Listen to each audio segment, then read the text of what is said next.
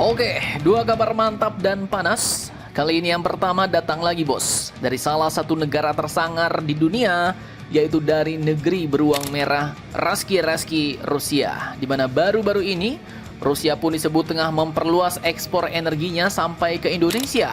Nah loh, lantas bagaimanakah rencana dan agenda Rusia itu ke Indonesia? Apakah tantangannya bagi dua negara ini, Rusia, Indonesia? Setelah ini kita kupas bos.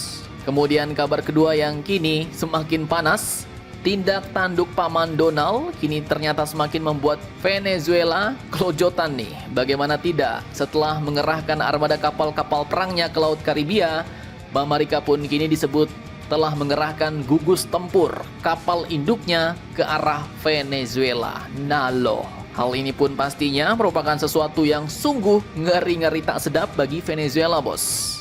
Dan pertanyaannya kini, apakah yang sebenarnya Amerika rencanakan terhadap negara Venezuela? Penasaran? Beritanya cus markilas. Mari kita ulas berita lengkapnya satu per satu bosku.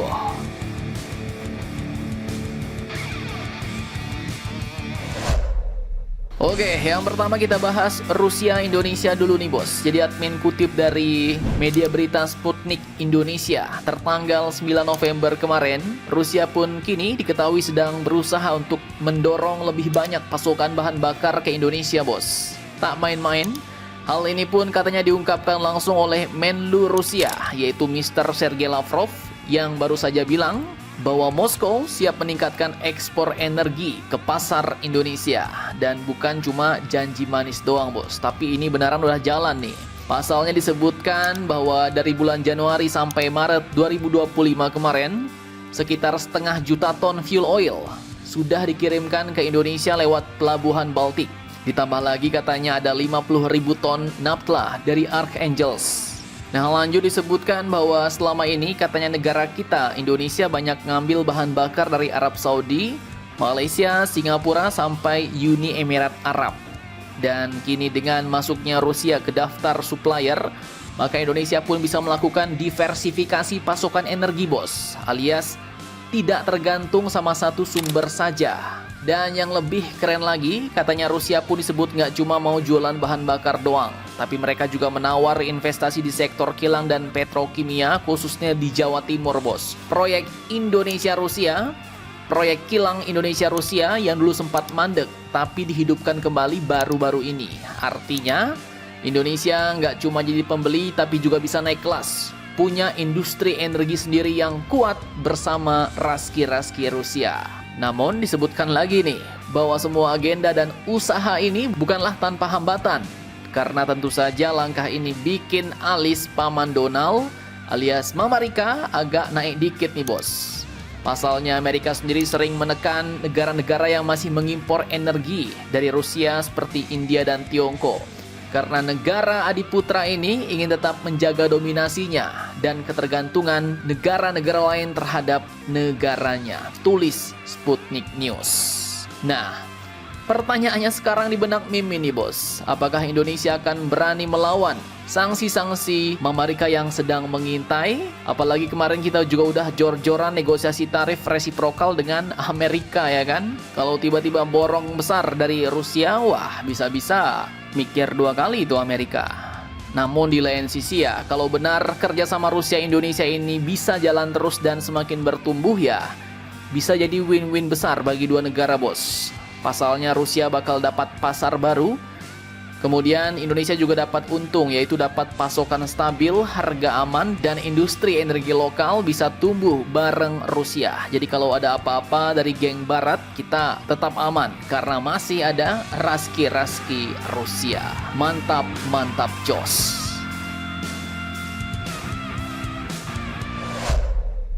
Oke, lanjut kabar kedua yang cukup panas nih.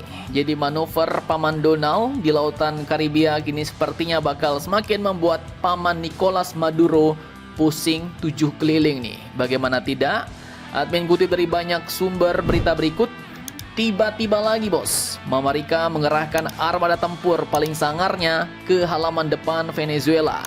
Tak main-main, gugus tempur kapal induk USS Gerald R. Ford Sebuah kapal induk terbesar, tercanggih sekaligus simbol supremasi militer Amerika dikerahkannya ke Laut Karibia, di mana pada awal November 2025 ini, kapal ini pun resmi dipindahkan dari Laut Mediterania menuju kawasan Amerika Latin.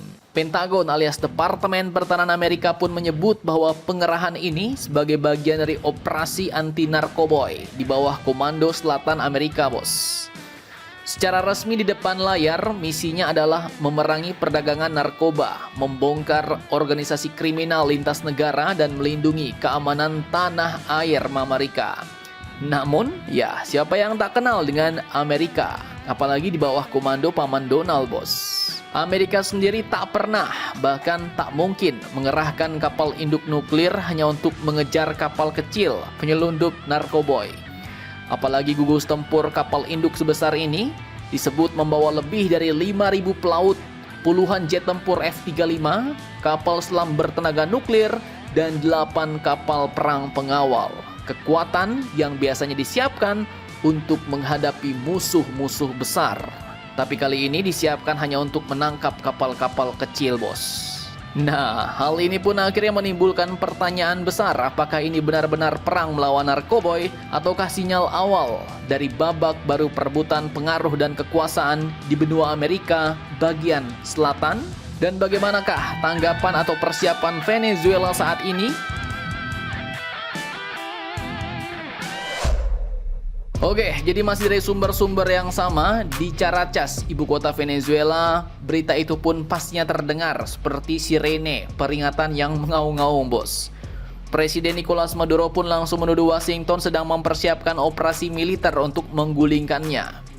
Beberapa jam setelah pengumuman Pentagon, Venezuela pun menggelar pengerahan militer terbesar dalam sejarah modernnya, bos. Tak main-main, sebanyak 200.000 tentara. Kemudian jet-jet tempur buatan Rusia, rudal pertahanan hingga milisi sipil, semuanya kini bersiap menghadapi apa yang disebut sebagai ancaman kekaisaran Amerika.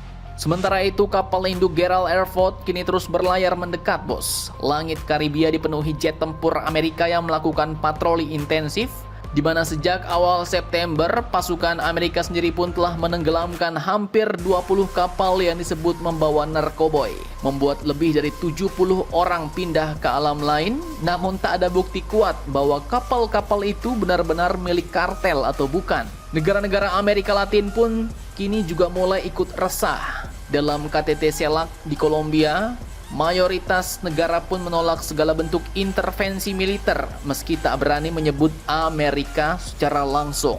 Tapi bagi banyak pengamat, semuanya ya sudah jelas, bos.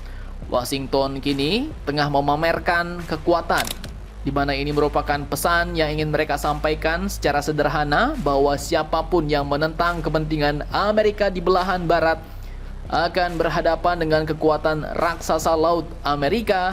Atau lebih gelap lagi, Amerika bisa saja kini sebenarnya sedang bersiap untuk memulai war mengambil alih negara Venezuela.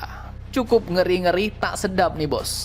Kini, apakah dalam 1, 2, atau 3 bulan ke depan Venezuela sudah tunduk kepada Amerika atau campur tangan Rusia, China, dan Iran dalam ketegangan ini membuat Venezuela tetap bertahan? Mari kita nantikan saja berita terbarunya, bosku. Jadi bagaimana menurut kalian tentang hal ini? Jangan lupa komentar, tetaplah kalian barbar, dan jangan santuy terus demi Indonesia tangguh. Salam Indomax, Indo Magazines.